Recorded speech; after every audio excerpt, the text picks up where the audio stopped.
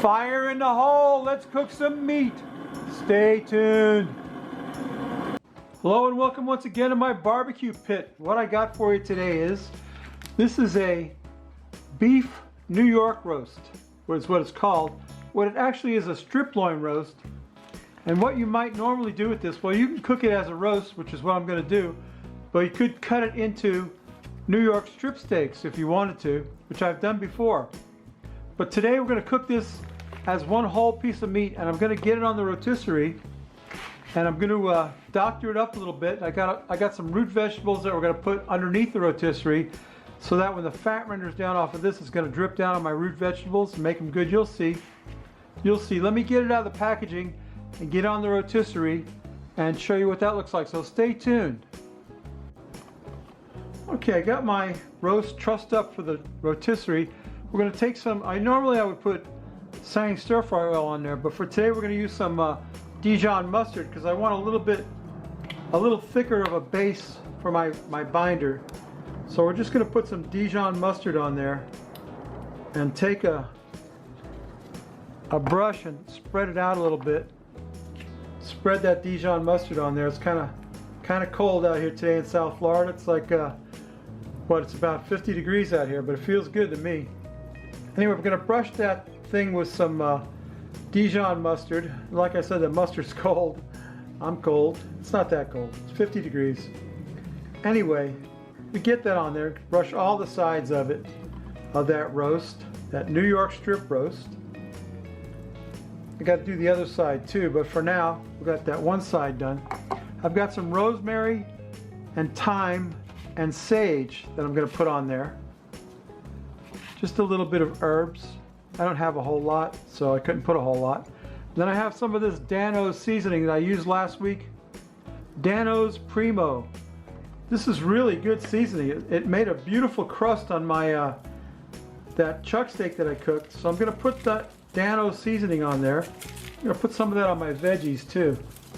Season my veggies with some of that Dano's seasoning. I got a tray of veggies in the bottom of the grill. In some, can't see it, I'll show it to you in a minute. Anyway, it's in the bottom of the grill, underneath, it'll be underneath the meat. We'll get the meat spinning on there.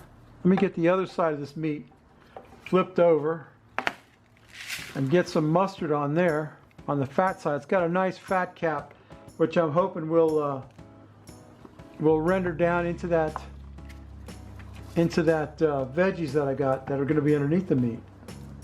So there's a piece of sage right there. But we're going to get some of that Dano's seasoning on there. Now I was going to use my meter thermometer, my meat stick, one or the other, but I hate those things. So I'm just going to, what I'm going to have to do is I'm going to have to stop this thing as it's cooking and check its temperature because I don't want it to get above 125 degrees. You get some of that Dano's seasoning on there. This stuff is amazing. I'll tell you, it's got black garlic, black pepper, pepper flakes, and a whole bunch of other stuff, and it's just the best seasoning I've ever had. My wife got this for me. I got to get more of it because that's the last of it right there. Okay, that's my meat seasoned up. Let me get it on the rotisserie, get it spinning, and I'll show you what that looks like. And then we'll cook this thing. We'll check it after about 30 minutes to see what we got. We want to cook it to a temperature of 125 degrees. We want those veggies to roast in there. Wait till you see those beautiful veggies I got. Stay tuned, I'll show you everything. Okay, you can see my tray of veggies under there. And the meat is spinning, barely missing it. Barely missing the veggies, but it's missing it. And it's got to cook. It's got to cook a while. We're going to let that rock and roll on there for at least 30 minutes, and then we'll check it. It's probably got to cook at least an hour. I know the veggies are going to take more than an hour to cook. And I hope to get them roasted up really nice. I got some mushrooms, onions, peppers, carrots, celery, and potatoes in there, and some beef broth, and seasoned up with that Dano's seasoning. And that Dano's seasoning looks beautiful on that roast. I wish I had more of it. I have just enough, and I have the crust of herbs on one side. Anyway, I think this is going to be good. So let's let that cook a while. I'll bring you back in about 30 minutes. We'll check it.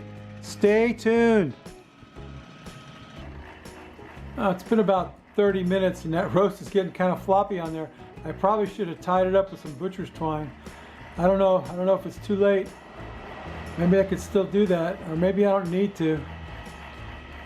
It's spinning away, but it's nowhere near cooked. All right, we'll bring you back in about another 30 minutes. We'll check the temp and see how we're doing. Stay tuned. We are about an hour in. It's probing at about 120. I'm gonna let it go a little longer. I wanna get it up to about 125. It could even go to 130 for medium rare. Then I'm gonna get it off there. I'm gonna let it rest. And while the veggies continue to cook, after it rests, we'll drink a beer and then we'll slice some of it up and eat some of it. So stay tuned. All right, my strip loin roast is done. There's the Frosty Root Boy mug, star of the show. Here's today's beer, Stella Artois, one of my favorites, Belgian beers, Stella. Let's see, can I read anything off this? Premium lager beer. I can't see anything on there. It says 16 ounces, doesn't say the ABV. I don't know, it's printed on there somewhere, but it's hard to see.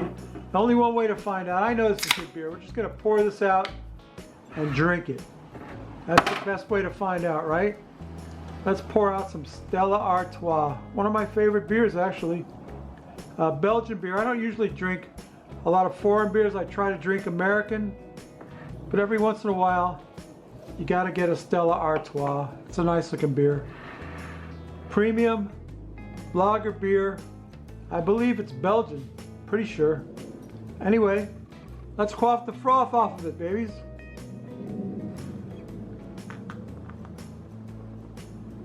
Oh, that's ice cold. Ice cold. Unbelievable. Stella Artois. I would like to read the can to you, but I can't. I can't read it. It says Anno 1386. So they've been brewing this since 1386. I think it's ready.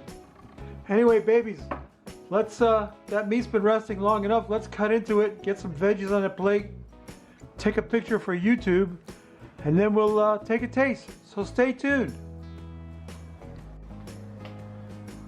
Okay, my strip loin roast is done. I would like to hold the whole platter up here for you to look at, but I can't. Here's a piece of it right here, beautifully cooked, medium rare. That's delicious. Wow. Melts in your mouth. Absolutely delicious.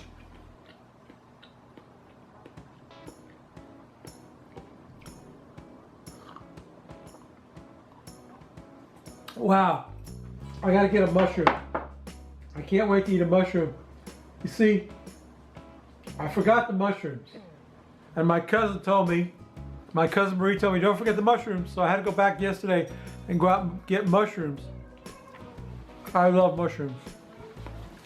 Anyway, baby, that's my video. Hope you enjoyed it. Hope you consider liking and subscribing to me. Anyway, if you don't, you know, you can always go up to the iCard and visit my friend John Rivet Gardner, a great guy. He's making great videos. And yeah, hope you'll try this recipe. Happy New Year. We'll see you next week. Bye!